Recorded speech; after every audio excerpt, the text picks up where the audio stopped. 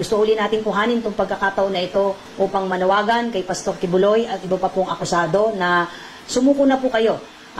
Harapin niyo po yung mga kasong isinampa po sa inyo po at yun po yung proper venue, hindi po dito, hindi po sa pagpapahayag sa iba't ibang forum. Ang proper venue po to ventilate your respective defense po ay nasa korte po. Bibigyan po kayo ng pagkakataon ng korte na magpresenta po ng mga ebidensya to disprove kung ano man po itong mga allegations na isinampa para maiwasan na po itong mga tensyon na nangyayari at nakikita po natin. Si Pastor Kibuloy kasama si Crescente Canada, Pauline Canada, Ingrid Canada, Jacqueline Roy at Sylvia Semanes ay mga pugante. Sila ay pinag-ahanap ng mga otoridad dahil sila ay may warrant of arrest na in-issue ang isang korte. Ang kaso nila sa ating mga kababayan ay child abuse, bata, and exploitation, child abuse and exploitation, at qualified trafficking. Hindi ho biro ang kasong ito, kaya ito'y walang piyansa, ang sabi ng korte. Hanggang sa ngayon ay sila'y pinaghahanap ng mga otoridad. Gusto ko hong i-anunsyo sa mga nanonood at nakikinig na meron tayong mga kaibigan na gustong tumulong sa paghanap sa kanila at nag-o-offer ng reward ng 10 million pesos for any information leading to the arrest of Pastor Kibuloy, and 1 million each for Crescente Canada, Pauline Canada, Ingrid Canada, Jacqueline Roy, at Sylvia Semanes. Inuulit ko, meron pong reward na 10 million sa mga taong makakatulong sa pagdakip ng mga pugante na si Pastor Apollo Kibuloy, at 1 milyon naman kay Crescente Canada, Pauline Canada, tigi 1 milyon ito 1 milyon kay Crescente, 1 milyon kay Pauline Canada, 1 milyon kay Ingrid Canada, 1 milyon kay Jacqueline Roy, at 1 milyon kay Sylvia Semanes. Chief, tanong ko lang regarding dun sa kay Pastor Kibuloy, ano yung mga possible na kaso dun sa nag-aano ng cuddling of fugitives? Of course, teka lang, meron kaming ano dyan, number one, yung cuddling finds up, that's number one, that's obstruction of justice. No? I just want to read yung, that's a PD 1829 po. Obstruction of justice.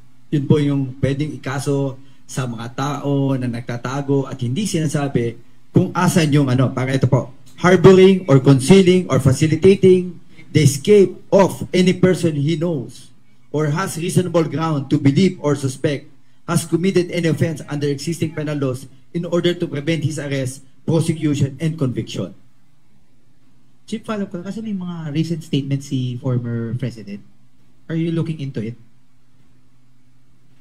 Alam mo, tama po yan, and we're looking for it. Any statement na nasasabi kung asan yung tao, talagang pinag-aaralan po namin kung talagang papasok po dun sa PD 1829. And we're just waiting for witnesses po na ito po yung sinabi niya para may mag-file po ang PNP kung talagang nagwawakat po dito sa PD 1829. For SILG lang. Seth, tanong ko lang, sino yung mga nagbigay ng reward? Nag-offer? Ayaw na pasabi yung pangalan nila, but mga kaibigan sila that sabihin natin frustrated. That these people, just look at, isa-isahin natin ano ba ang krimen? Ang krimen ay child abuse and exploitation. No? Mga bata. Pangalawa, trafficking. Ano yung trafficking? Lalabas-pasok mo mga tao mismo. At ito'y walang piyansa. So, itong mga taong ito, parang nafu-frustrate sila. Bakit ganoon? Parang, simple na naman ako'y nananawagan kay Pastor Kibuloy. Alam nyo, ito naman ay warrant and we have to implement this. Kung talagang wala po kayong kasalanan, Pastor, meron tayong tinatawag na korte, no? na sumurrender na lang po tayo para matapos na po ito. Harapin po natin ang akusasyon kamukha ng ginagawa ng ibang ordinaryong tao. Dapat ganun ang mangyari. No? Pero sa nangyayari ito, parang tinatapakan ang sistema ng pamahalaan. Parang niyuyurakan eh. Magsiserve ka ng warrant para ikaw pa masama. Hindi ba? Basta simple lang. Ang batas ay batas. Ang may kasalanan, mananagot. At yan ang gagawin namin, Pastor Kibuloy. Ngayon, simple lang. May warrant, wala kang kasalanan, sumuko ka. Sumuko ka. Mahirap ba yun? So, ito po nangyari dito. Kaya meron po kaming mga kaibigan na they're so frustrated about what's happening right now at gusto makatulong. Kaya nagbigay ng reward ng 10 million pesos. Last one, may monitoring ba na hindi pa naman nakakalabas sila ng ibang ng bansa? Well, as of now, as per our intelligence, nandito lang sa bansa. I want to take this opportunity na manawagan po doon po sa mga supporters and followers po ni Pastor Kibuloy na sana po ay respetuhin po natin yung legal process. Nandun po yung ating mga kapulisan. Kung mapapansin niyo po ay this is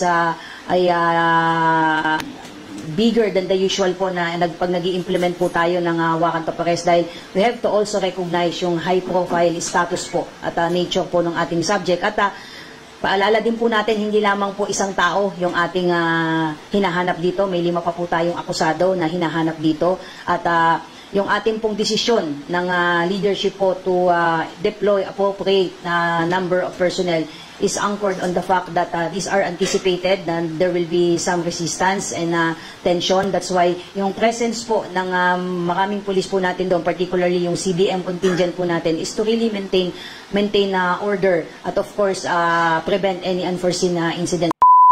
The high profile status po ni Pastor Kibuloy at itong mga anticipated po natin resistance on the part po ng kanyang mga followers ay minakapat po ng PNP yung ground commander po to deploy sufficient number of PNP personnel to include yung ating pong mga SWAT at ating pong mga SAF po to make sure po na may maintain po natin yung peace and order during the implementation po ng warrants of arrest at wala pong mangyari any untoward incident. At nakita nyo naman po sir, wala naman talagang major incident. Yung presence lang natin doon ay to really maintain peace and security during the implementation po ng warrant of arrest. Wag po natin kalimutan sir na hindi lang si Pastor Kibuloy ang hinahanap natin. Katulad ng sinabi ko, may 5 pa po tayong akusado na hinahanap na ang mabibigat po yung kaso ng mga ito, sexual assault, sexual abuse at qualified trafficking. Mabibigat na kaso po. Ang isa pa nga po dyan ay non-bailable.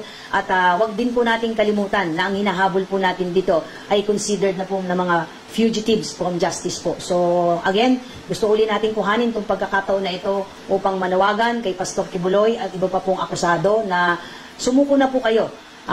Harapin niyo po yung mga kasong isinampa po sa inyo po at yun po yung proper venue, hindi po dito, hindi po sa pagpapahayag sa iba't ibang forum. Ang proper venue po to ventilate your respective defense po ay nasa korte po. Bibigyan po kayo ng pagkakataon ng korte na magpresenta po ng mga ebidensya to disprove kung ano man po itong mga allegations na isinampa para maiwasan na po itong mga tensyon na nangyayari at nakikita po natin.